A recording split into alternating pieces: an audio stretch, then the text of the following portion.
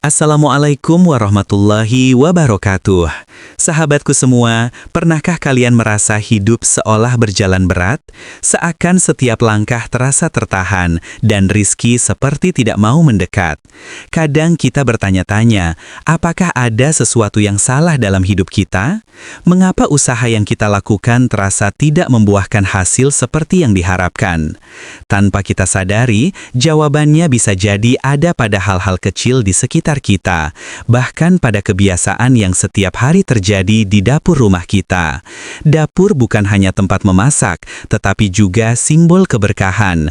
Dari sinilah makanan yang kita santap berasal, dan dari makanan itulah tertanam energi, kesehatan, dan semangat dalam hidup kita. Maka tidak heran jika ada kebiasaan kecil yang dilakukan di dapur dapat mempengaruhi aliran rizki.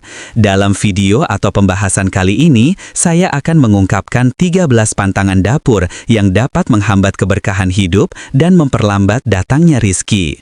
Mungkin selama ini Anda tidak menyadari bahwa kebiasaan-kebiasaan ini membawa dampak besar bagi kehidupan. Maka dari itu, simaklah dengan baik hingga akhir, karena bisa jadi ada satu kebiasaan yang harus segera Anda hentikan agar hidup menjadi lebih tenang, teratur, dan penuh berkah. Pantangan pertama adalah membiarkan makanan tersisa hingga membusuk. Ini adalah kebiasaan yang sering sekali dianggap sepele, padahal dampaknya sangat besar. Ketika makanan yang merupakan rezeki dari Allah dibiarkan membusuk tanpa disentuh, secara tidak langsung kita mencerminkan sikap kurang menghargai nikmat yang telah diberikan. Dalam banyak agama-agama dan budaya, membuang atau menyia-nyiakan makanan dianggap sebagai tindakan yang menghambat keberkahan. Makanan yang terbuang adalah simbol rezeki yang tidak dijaga dengan baik. Jika kita tidak mampu menjaga rezeki yang kecil, bagaimana mungkin kita berharap diberikan rezeki yang lebih besar? Selain itu, kebiasaan membiarkan makanan sisa hingga busuk mencerminkan pola hidup yang kurang disiplin. Ini bisa mempengaruhi kehidupan finansial, cara mengatur keuangan, bahkan cara mengatur waktu dan pekerjaan. Ketika kita mulai lebih menghargai makanan, misalnya dengan mengolah kembali sisa makanan atau memasak sesuai kebutuhan, energi keberkahan akan lebih mudah masuk ke dalam rumah. Pantangan kedua adalah memasak dengan membawa emosi negatif. Banyak orang tidak menyadari bahwa emosi sangat mempengaruhi makanan. Makanan bukan hanya soal rasa, tetapi juga soal energi. Ketika kita memasak dalam keadaan marah, gelisah, atau stres, energi negatif itu dapat terserap ke dalam makanan yang kita buat. Mungkin hasil masakan terasa hambar, mudah gosong, atau tidak sesuai harapan. Lebih dari itu, energi buruk dari emosi tersebut dapat ikut menyebar di rumah, membuat suasana berubah tegang dan keberkahan sulit masuk. Oleh karena itu, sebelum memasak, tenangkan hati terlebih dahulu. Tarik napas panjang, basuh wajah, atau baca doa agar hati lebih tenang. Pantangan ketiga adalah membiarkan dapur dalam kondisi kotor dan tidak terawat. Dapur yang kotor bukan hanya mencerminkan kurangnya perhatian terhadap kebersihan, tetapi juga menjadi simbol kekacauan dalam kehidupan. Dapur yang berantakan dapat menjadi tempat berkembangnya bakteri dan bau tidak sedap, serta menimbulkan energi negatif yang menghambat aliran rejeki. Dalam ajaran banyak tradisi, tempat yang kotor adalah tempat bersemayamnya kesialan dan stagnasi. Maka, membersihkan dapur bukan hanya untuk kesehatan, tetapi juga untuk menarik energi baik ke dalam rumah. Pantangan keempat adalah membuang makanan pada waktu yang tidak tepat atau dengan cara yang tidak bijak. Terkadang, kita tergesa-gesa membuang makanan tanpa memikirkan apakah makanan itu masih bisa dimanfaatkan. Pemborosan, dalam bentuk apapun, adalah salah satu penghambat rejeki yang paling jelas. Jika terbiasa membuang makanan tanpa pertimbangan, itu menunjukkan kita kurang pandai mengelola apa yang sudah diberikan. Padahal, mengelola rejeki dengan baik adalah salah satu bentuk syukur. Pantangan kelima adalah menggunakan peralatan dapur yang rusak atau sudah terlalu tua. Banyak orang menganggap hal ini tidak penting, padahal peralatan yang rusak bisa mempengaruhi keberkahan dapur. Panci yang penyok, pisau yang tumpul, atau wajan yang rusak bukan hanya menyulitkan proses memasak, tetapi juga menciptakan energi yang kurang baik. Dalam ajaran spiritual, barang rusak melambangkan hambatan, sehingga secara simbolis dapat menghambat kelancaran rezeki. Mengganti peralatan lama dengan yang baru bukan sekedar gaya hidup, tetapi bagian dari membangun lingkungan yang lebih sehat dan harmonis. Pantangan keenam adalah memasak pada waktu yang tidak tepat. Ada waktu-waktu tertentu yang dianggap kurang baik untuk memasak, misalnya terlalu larut malam ketika energi tubuh sudah menurun. Memasak di waktu yang tidak optimal dapat membuat proses memasak tergesa-gesa dan hasil masakan kurang maksimal. Tak hanya itu, memasak dengan kondisi tubuh yang lelah dapat membawa energi negatif ke dalam makanan. Sebaliknya, memasak di waktu yang baik, misalnya pagi hari ketika tubuh segar, akan menghasilkan makanan yang penuh energi positif. Pantangan ketujuh yang sering tidak disadari banyak orang adalah mengabaikan kebersihan diri ketika hendak memasak. Mungkin bagi sebagian orang hal ini terdengar sepele, sekadar lupa cuci tangan, lupa mengganti baju, atau merasa tidak masalah memasak dalam kondisi tubuh yang kotor.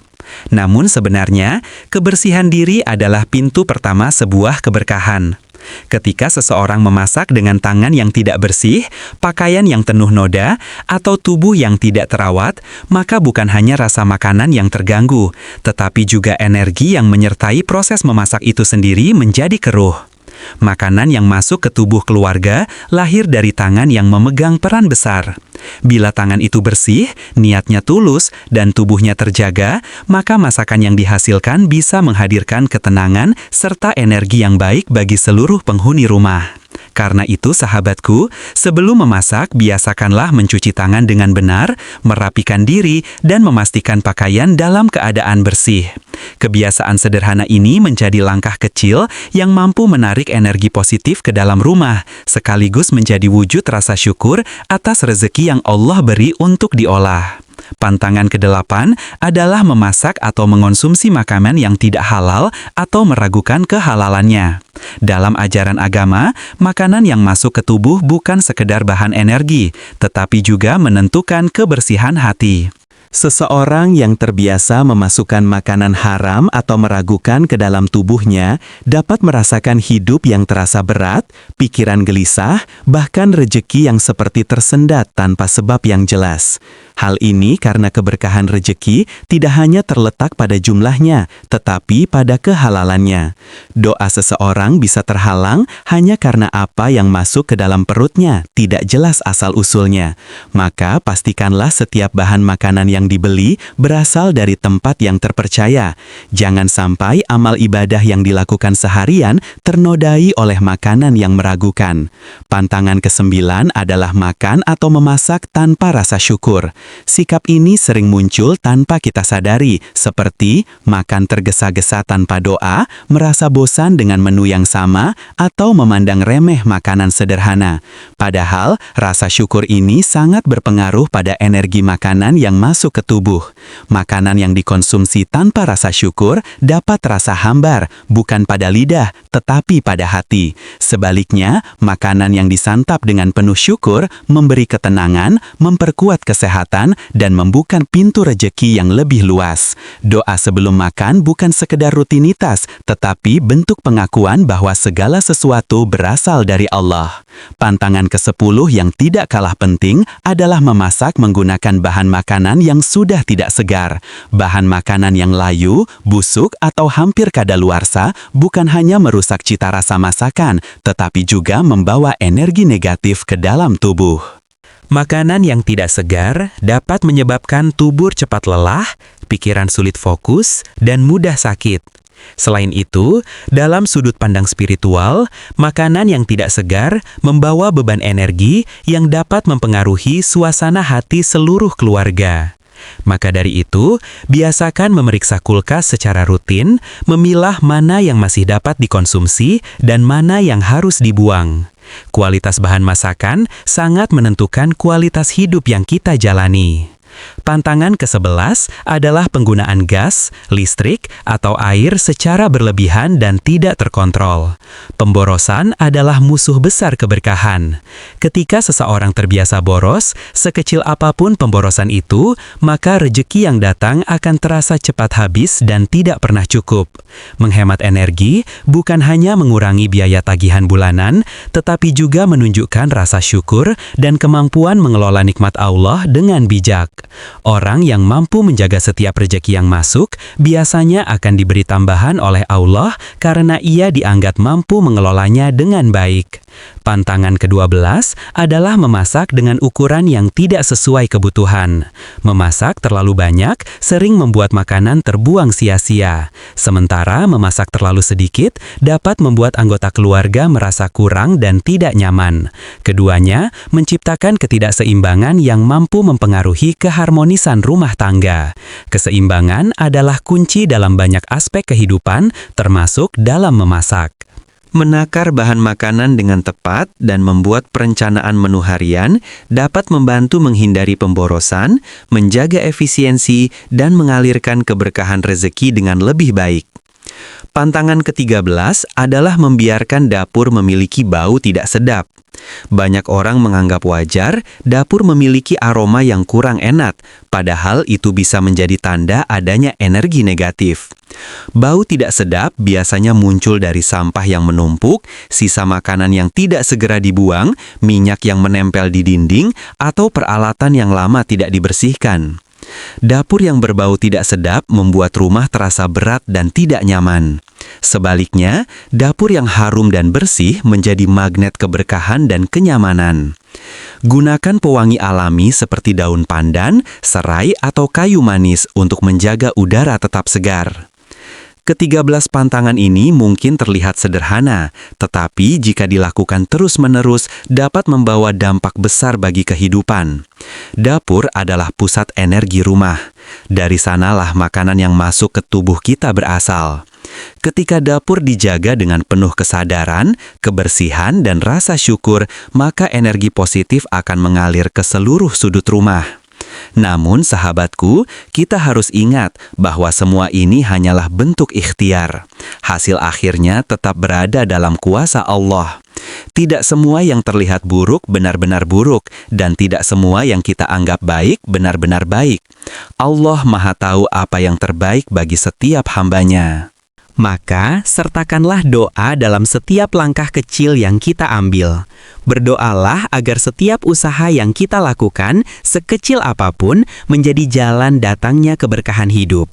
Semoga pembahasan ini menjadi cermin bagi kita untuk memperbaiki kebiasaan dan semakin menghargai rizki yang kita terima setiap hari.